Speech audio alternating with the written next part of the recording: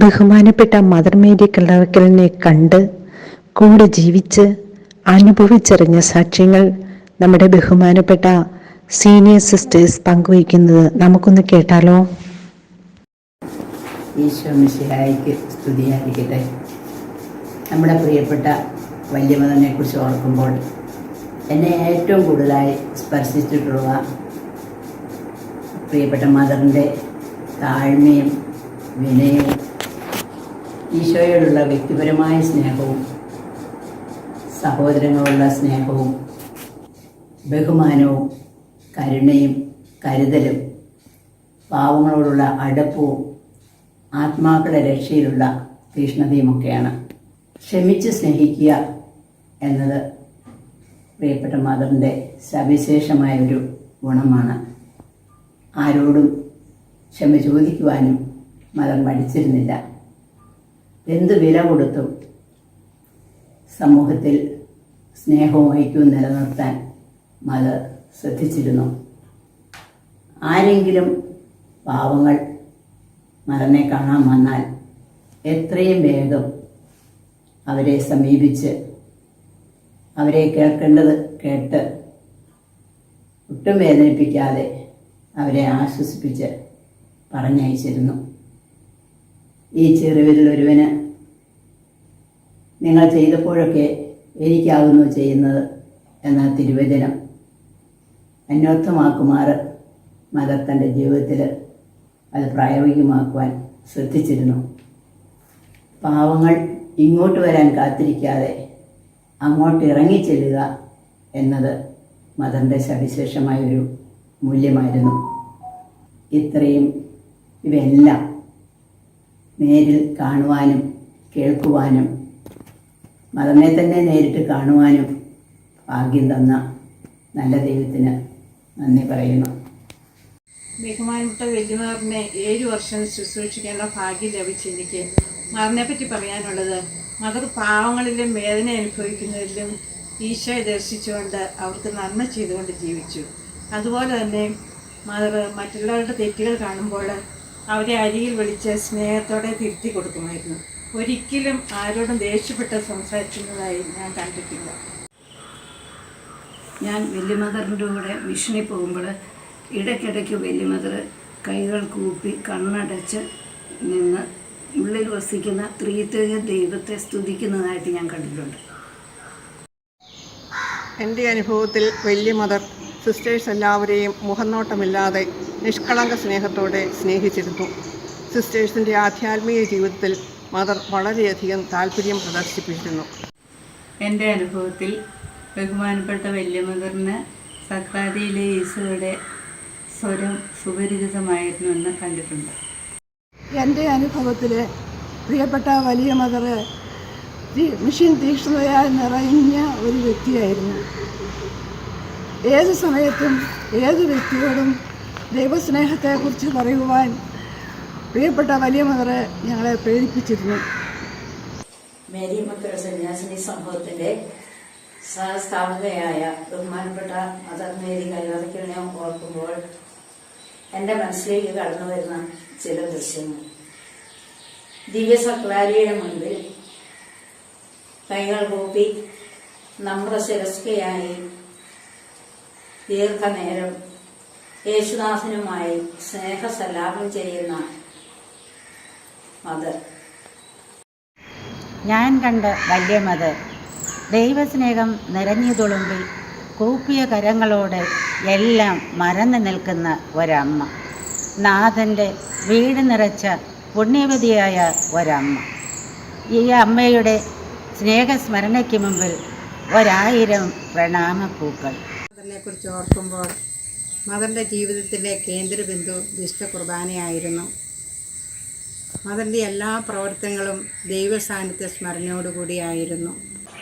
Mary മക്കൾ സന്യാസിനി സംഭവത്തിൻ്റെ സഹസ്ഥാപകയായ ബഹുമാനപ്പെട്ട മദർ മേരി കല്ലറയ്ക്കലിനെ പറ്റി ഓർക്കുമ്പോൾ എൻ്റെ മനസ്സിലേക്ക് കടന്നു വരുന്ന മറക്കാനാവാത്ത ചില ദൃശ്യങ്ങൾ.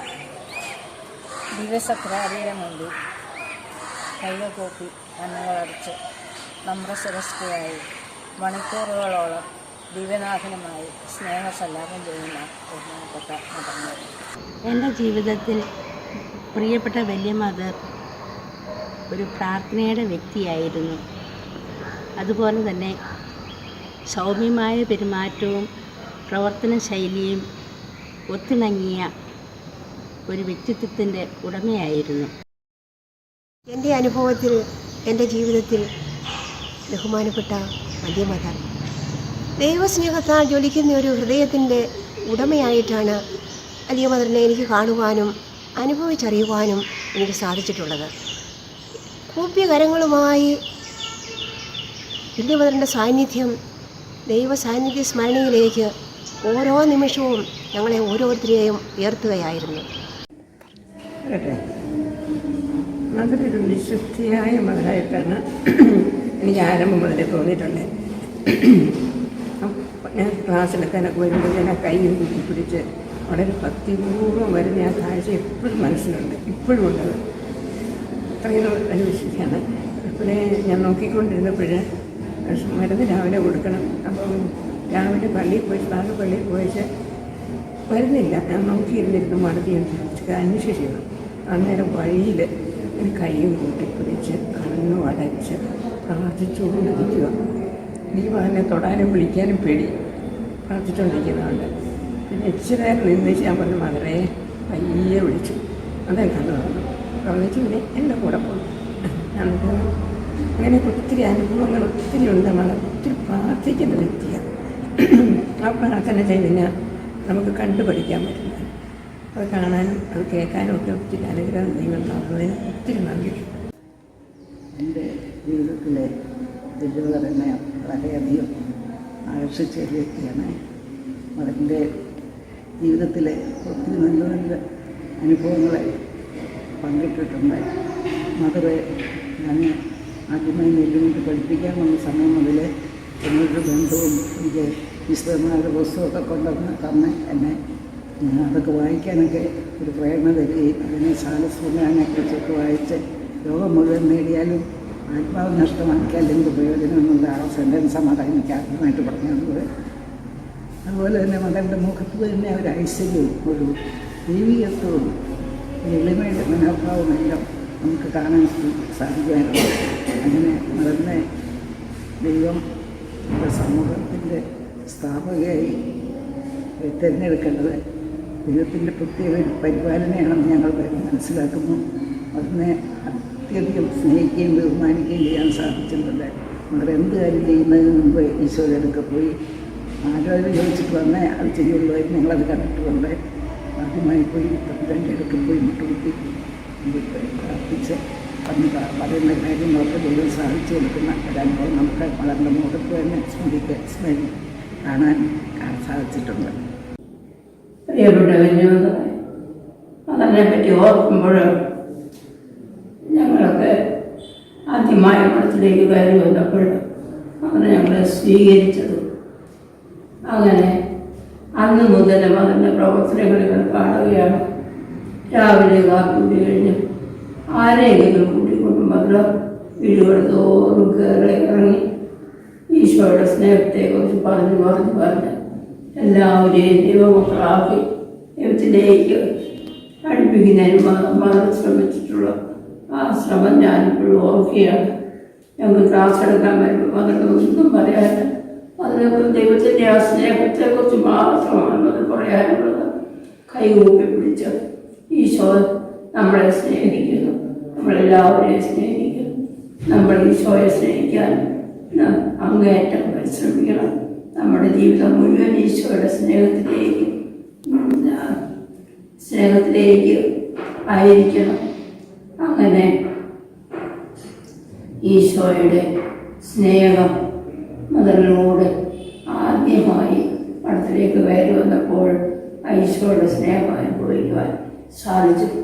മറ്റൊരു കാര്യം എൻ്റെ ഓർമ്മയിലുള്ളത്, മദറെപ്പോഴും കൂടെ ദേവാലയത്തിലേക്ക് കടന്നു വന്ന് ഈശോയുടെ സന്നിധിയിൽ കൂപ്പുകൈകളോടെ നിൽക്കുന്നതാണ് ഇപ്പോൾ ഇന്നെന്ന പോലെ എന്നെ എൻ്റെ ഹൃദയത്തിൽ പതിഞ്ഞിരിക്കുകയാണ്.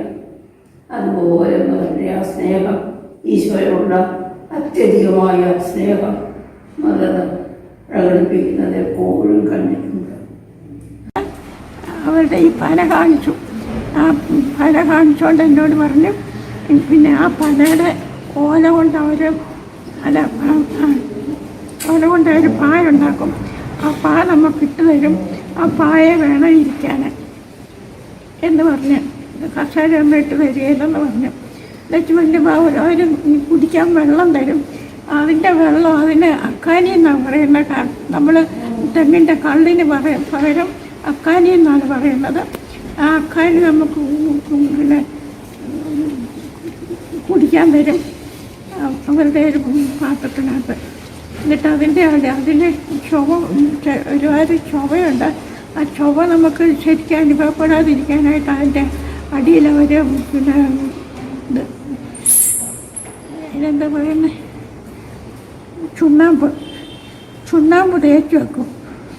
അന്നേരം കുടിക്കുമ്പോൾ ഒരു ചുവ കാണും. അന്നേരം അത് കളയരുതെന്ന് പറഞ്ഞു. അവർ കളയുന്ന കണ്ട് അവർക്ക് വിഷമം വരുമെന്ന് പറഞ്ഞു. അതങ്ങ് കുടിച്ചോണമെന്ന് പറഞ്ഞു സന്തോഷത്തോടെ. അങ്ങനെ ഞാനത് കുടിച്ചപ്പോൾ അതിനൊരു ചുവ ഉണ്ടായിരുന്നാലും മദർ പറഞ്ഞതനുസരിച്ച് കുടിച്ചു. വീടുകളിൽ കൂടെ എല്ലാം പോകുമ്പോഴെല്ലാം എന്നോട് പിന്നെ ഇത് പറഞ്ഞു തരുമായിരുന്നു.